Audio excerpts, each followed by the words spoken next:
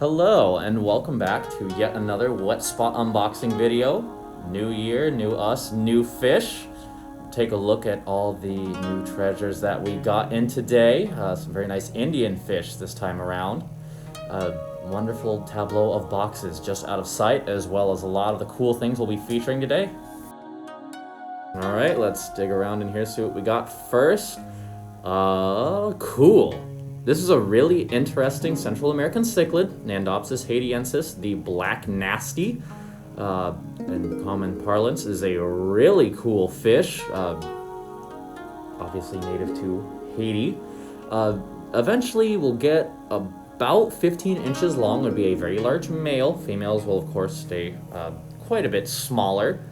It's a big bruiser. It's a pretty aggressive cichlid that, although it's omnivore dietarily, you definitely want to make sure long-term is either housed alone in a decently large tank. It's a very good pet fish, a lot of personality, or with other pretty large aggressive cichlids. It does come by its name pretty earnestly, but as an adult it becomes absolutely gorgeous. A lot of stunning nice grays and whites and blacks on it. Very exciting, I know.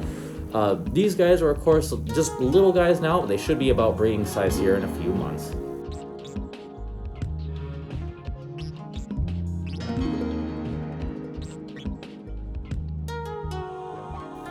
Okay, we'll see what we have next. Industry standard, this is Corydoras trilineatus, the reticulated julii, sometimes called the false julii. We don't use that name just because it's hard to have a fake version of a real fish. It's a beautiful little cory that's found throughout the Amazon, although frequently you'll see them wild caught from Colombia. It gets about 2 inches long. It's a very good beginner cory. It's easy to breed. Dietarily, it's an omnivore. You just kind of feed it a nice mixture of frozen or dried sinking foods, or frozen foods. The reason I say it's not a false julii is frequently you'll see this fish in particular labeled as a julii cory.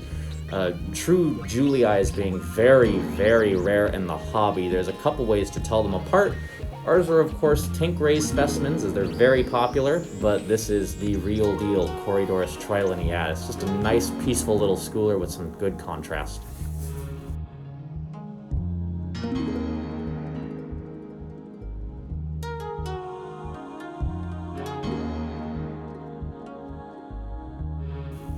Okay, see what's next. Another very popular industry standard, another tank-raised fish, Puntigris tetrazona, the tiger barb. In nature would be found in Indonesia, specifically in Sumatra. In the aquarium, it'll get about 2.5 inches long. Dietarily, it's an omnivore. It'll eat pretty much whatever you throw at it, but I like to give it plenty of vegetables in its diet. Tiger barbs, unfortunately, because they're very attractively colored, normally pretty cheap, easy to find, sometimes get a reputation as being really mean fish, which is a shame. I really like this fish, and well, all barbs really. The secret to getting this fish to not attack other fish is to make sure it's kept in nice big schools like you can see. And in the shot you can also see a different variant of it, a trade strain, the green tiger barb, which is also very pretty. I always recommend keeping these in groups of at least 8 to 10 barbs, just to make sure that they keep their corals mostly within themselves and leave other fish alone. I personally have kept as many as 30 of these in a large tank at a time, and it was just a great display. Just lots of activity, lots of contrast, lots of color. It was a lot of fun. Alright, do a little bit of a detour here fish-wise. This is a great fish, Metriaclima thalinos, the Cobalt zebra. It's a Lake Malawi cichlid, specifically, if I'm remembering rightly, from Encata Bay. Gets about 5 inches long maximum. In nature, it's an algae scraper. In the aquarium, it's a slightly feistier mbuna, not evil, not particularly mean, but definitely can hold its own in a lot of mixed mbuna communities. It's a wonderful little fish, really, really nice blue color. Another more commonly seen offering, but one of my favorites just for how pretty that blue is, and it will just get bluer from there. As you can see here, they're doing fine with a couple other sturdier mbuna, like the manganos in the background. And of course, them being Malawis, you'd want to make sure that your water is north of neutral in terms of pH. I always recommend 7.8 to 8.2 on a lot of my Malawis, and you don't want to keep them too hot. They definitely don't like too much heat, but just a nice, active, pretty little fish.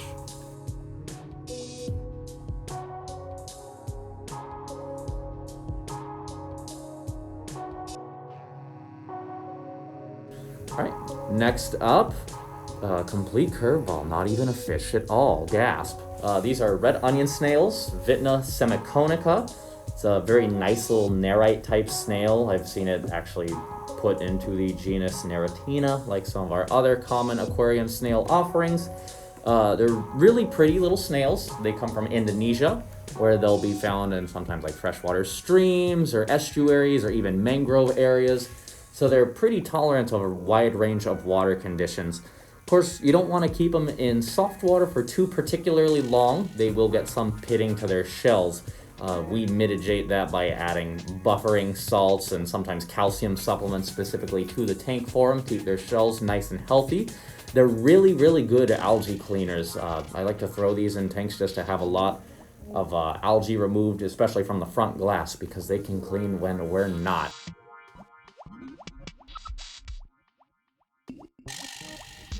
Okay, what do we got? Bam! This is a very pretty trade strain, Apistogramma cockatoides, variety orange flash, as Matt calls them, the David Bowie fish, because they've got the nice bright orange cockatoo crest, and males will get those nice blue lips. Cockatoides were actually my first Apistogramma species that I kept, so I have a soft spot for them. Species is found throughout the Amazon basin, but this one, of course, is a man-made strain. They've been bred to have that really bright orange. Males will get right around 3 inches long, with females a bit smaller.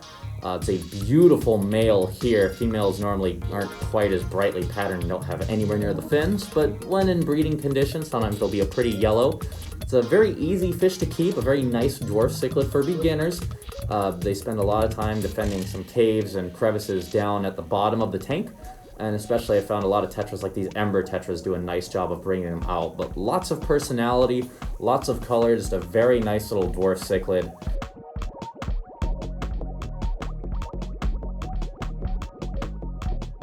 Okay, next up, let's take a look at what we got.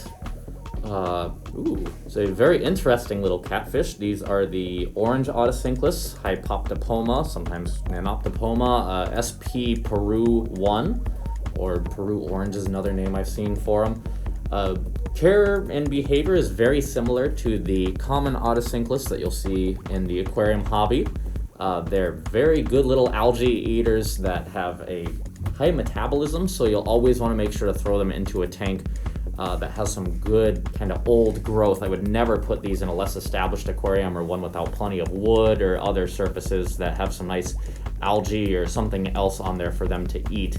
Very nice orange color, as described in the name. Hypoptopoma SP orange, also comes from Peru, obviously. But just a neat little catfish, adds some flair to kind of the standard algae eating aspect of normal Otocinclus. They also get maybe a tad bigger, get a little over an inch, maybe as large as 1.5 inches, but just a neat little catfish. Okay, getting a little empty in this box, but next up we have Drapefin barbs. I love this fish, another really nice little barb. This is Oryctis crenocoides. This comes from India. It's a very small barb, only reaches about 2 inches. It's very peaceful, more of a nano fish, I would say. Reason that they get the Drapefin name is that as they age, as they become mature, males will not only color up, but also get these beautiful billowing yellow dorsal fins, while the females just have that little smaller dorsal fin, but still a great little fish. They spend a lot of the time hovering near the substrate. Sometimes they'll come out a little bit more if something a bit more bold, like rasboras will be kind of placed on top of them, so to speak, but they're a very slow feeder, so you always want to make sure that you don't keep them with anything too fast that could starve them out. I love seeing just a big group of these guys interacting and signaling and displaying along the bottom. It's just a really nice little barb that you don't see every day.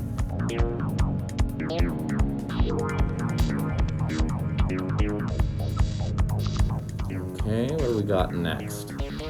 It's a very nice, yet another small Indian fish. This is Arathisty, sometimes called Hara harai, the elongate moth catfish.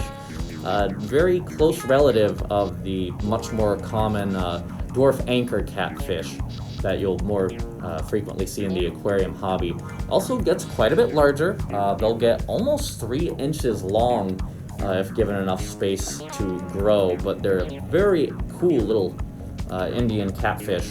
They're in the family Scissoridae. So a little bit of a repeat here. Here they are with another Indian fish, our Drapefin barbs we just featured.